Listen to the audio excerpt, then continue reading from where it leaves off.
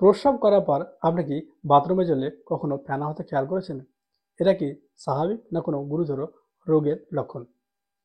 প্রস্রাবে ফেনা কেন হয়, কখন চিন্তার কারণ হতে পারে এবং এর প্রতিরোধের উপায় আসুন আজকের ভিডিওতে আমরা বোঝার চেষ্টা করি।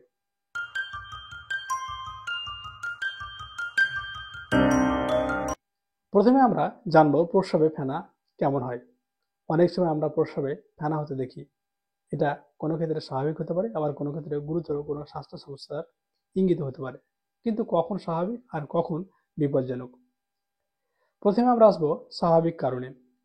কিছু স্বাভাবিক কারণের মধ্যে এক নম্বরে রয়েছে ডিহাইড্রেশন, অর্থাৎ শরীরে জলের ঘাটতি। আমরা সকলেই জানি শরীরের মধ্যে 60 থেকে 80% জল, এবং যেই জলের যদি ঘাটতি হয় তাহলে অবশ্যই আপনার প্রস্রাবটা গাঢ় এবং ফেনা হওয়ার সম্ভাবনা থাকবে। 2 নম্বর, প্রোটিনযুক্ত খাবার। বেশি পরিমাণ প্রোটিনযুক্ত খাবার, মাছ, মাংস, ডিম এছাড়া অন্য কোনো প্রোটিন সাপ্লিমেন্ট যদি খান তাহলে প্রস্রাবে ফেনা হয়। 3 নম্বর, জোরে প্রস্রাব করা। অনেক সময় চাপ দিয়ে প্রস্রাব করলে চাপের কারণে প্রস্রাব যখন বাথরুমের জলে মিশে অথবা কোনো জলে হয় তখন দেখবেন আপনার প্রস্রাবে ফেনা হয়। তাহলে এই 3টে কারণ রয়েছে স্বাভাবিক কারণ, অর্থাৎ 1 নম্বর জোরে প্রস্রাব করা, 2 নম্বর ডিহাইড্রেশন, 3 নম্বর প্রোটিনযুক্ত বেশি পরিমাণ খাবার খাওয়া। 3টি কারণে ছাড়াও অন্য কোনো যদি উপসর্গ থাকে তাহলে বুঝতেই হবে সেটা বিপজ্জনক। কখন বিপজ্জনক? যখন প্রস্রাবে আপনার ফেনা হচ্ছে এবং এই উপসর্গগুলি থাকছে তখন আপনার বিপজ্জনক। যেমন 1, প্রোটিনুরিয়া। প্রোটিনুরিয়া বলতে যখন আপনি প্রস্রাব করছেন, প্রস্রাবে ফেনা হচ্ছে, তার সঙ্গে প্রচুর পরিমাণে প্রোটিন প্রস্রাব দিয়ে বার হচ্ছে বলে ফেনা তৈরি হচ্ছে, সেটাকে বলা হয় proteinuria. 2 number, CKD, chronic kidney disease. Chronic কিডনির ক্ষেত্রে কার্যক্ষমতা কমে যায় কিডনির, যার ফলে আমাদের দেহে প্রচুর প্রস্রাব ঠিকমতো বার হতে পারে না। প্রস্রাব যে পরিমাণ বার হচ্ছে সেটা গাঢ় হয়, ফেনা হয়, অথবা হাত, মুখ এবং পা এগুলো ফুলতে শুরু করে। 3 নম্বর, ডায়াবেটিস এবং উচ্চ রক্তচাপ। যারা দীর্ঘদিন ধরে ডায়াবেটিস এবং উচ্চ রক্তচাপ নিয়ে ভুগছেন অবশ্যই তাদেরকে ডায়াবেটিস এবং উচ্চ রক্তচাপ কন্ট্রোলে, নিয়ন্ত্রণের মধ্যে রাখতে হবে। কারণ আমরা জানি ডায়াবেটিস হচ্ছে সাইলেন্ট কিলার। কখন আপনার কিডনি খারাপ হয়ে যাবে, কখন আপনার হার্ট খারাপ হয়ে যাবে আপনি কখনোই বুঝতে পারবেন না। 4 নম্বর, ইউটিআই অর্থাৎ ইউরিনারি ট্র্যাক ইনফেকশন।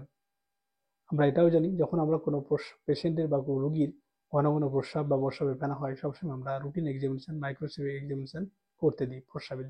কিসের জন্য? না ইউরিনারি ট্র্যাক ইনফেকশন আছে কিনা অথবা ডায়াবেটিসের সম্ভাবনা বা ডায়াবেটিস হয়েছে কিনা এর জন্য দিয়ে থাকি। অর্থাৎ ইউরিনারি ট্র্যাক ইনফেকশন হলে আপনার প্রস্রাবে ফেনা হয়, তার সঙ্গে প্রস্রাবে জ্বালা পড়া এবং তলপেটে ব্যথা হওয়ার সম্ভাবনা থাকতে পারে। এরপরে আসবো আমরা কখন ডাক্তার দেখানো জরুরি। তাহলে কখন ডাক্তার দেখানো দরকার জরুরি? যখন প্রস্রাবে ফেনা হচ্ছে, এই উপসর্গগুলো থাকছে এবং এই উপসর্গগুলি থাকছে 1 নম্বর, প্রস্রাবের রং পরিবর্তন, যেমন গাঢ় অথবা লালচে হওয়া। 2 নম্বর, প্রস্রাব দুর্গন্ধযুক্ত হওয়া। 3 নম্বর, যদি আপনার ডায়াবেটিস এবং উচ্চ রক্তচাপ নিয়ন্ত্রণে না থাকে। 4 নম্বর, প্রস্রাব ফেনা হচ্ছে তার সঙ্গে হাত, পা, মুখ এগুলো ফুলে যাচ্ছে। সর্বশেষ 5 নম্বর হচ্ছে ক্লান্তি এবং দুর্বলতা অনুভব করা।